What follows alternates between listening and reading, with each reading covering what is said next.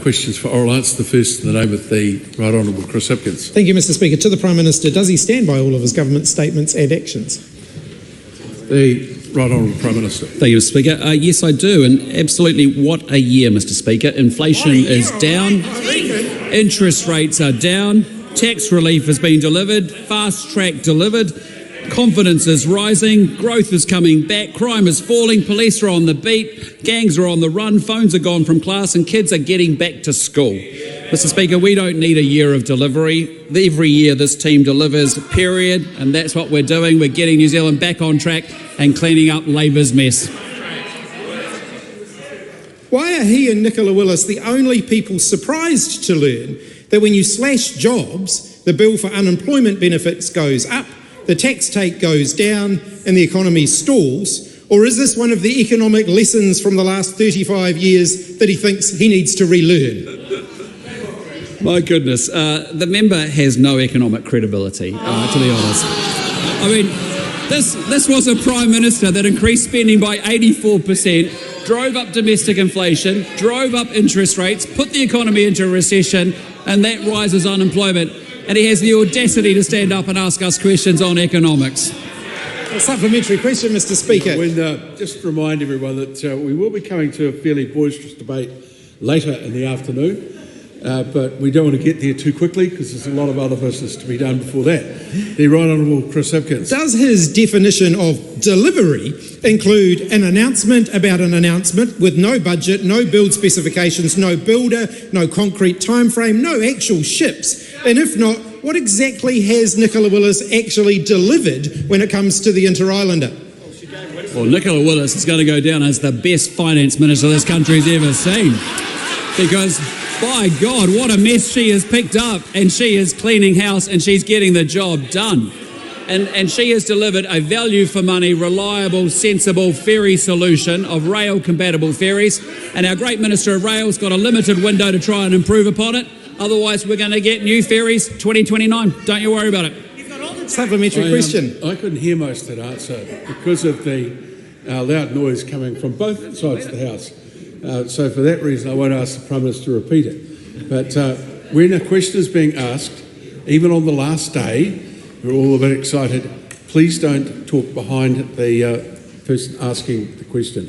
The Right Honourable Chris Hipkins. Well, Woodson would be great. Does his definition of dumb stuff that he said he was going to cut include spending nearly $14 million on the administration of the flailing FamilyBoost scheme that's only paid out $16 million so far and is helping fewer than half the families he promised? Well, isn't it ironic? The Labour Party used to care about working New Zealanders. This is the same party that actually opposed tax relief for low and middle income workers for the first time in 14 years, is now getting all petty about a FamilyBoost, the program designed to help working families with early childhood costs, which are incredibly high, thanks to the last Labour government. We've got 100,000 people eligible, got 60,000 that have actually claimed, and we've got about 42,000 that are actually settled. And when you talk to people, they say it's a simple process, get on my IR, and I appreciate the member raising it because we want as many people as possible getting their money back. Supplementary question, if it's such a simple process, why is it costing almost as much to administer as it's paying out? No, when I start speaking, please stop. Would you mind asking the question again? Because a lot of people were talking over the top of you. Probably including me, but I had every right to. Supplementary. If it's such a simple system, how come it's almost costing more to administer than it's actually paying out to families? I'll just say to that member, don't you want to help low and middle income working New Zealanders through a cost of living crisis? That's what we're doing on this side. We're making sure we actually help people. How have we helped them? Inflation relief, interest rate relief, tax relief, FamilyBoost. Working for families credits. That's what you do when you care about working New Zealanders, unlike you lot. Supplementary question. Why did his government cut funding for childhood immunisation services, despite warnings those cuts could lead to a whooping cough epidemic? And given that that whooping cough epidemic is now a reality, will he admit that that was a mistake? Well, I just reject the characterisation of that question because we've had a very good uptake, having inherited very low immunisation rates from the last Labor government. I'm proud of the work that we've done partnering with iwi to drive immunisation rates with Māori under 2-year-olds. That's great work. We have a whooping cough epidemic in this country, and the task for parents, and we're making it as easy as possible, is go get your kids vaccinated, but get yourself vaccinated as well. Supplementary. Which of the following best reflects his government's priorities? $3 billion in tax cuts for landlords while cutting first home buyer grants, $200 million in tax cuts for tobacco companies while the number of daily smokers increases for the first time in recent history, real terms cuts to the minimum wage while directors' fees increase by up to 100%, or saying he wouldn't borrow for tax cuts only to increase government borrowing by a record amount. Well, look, given I'm getting economic questions from a leader of a party that famously said we will absolutely need to increase debt after having taken the keys to the car, driving it at great speed, put it in the ditch because of the economic mismanagement and vandalism, we're hauling it out of the ditch, we're getting it turned up the right one, and you can criticise as much as you like, but actually you had your go and you screwed it up. Speaker. We're now silent.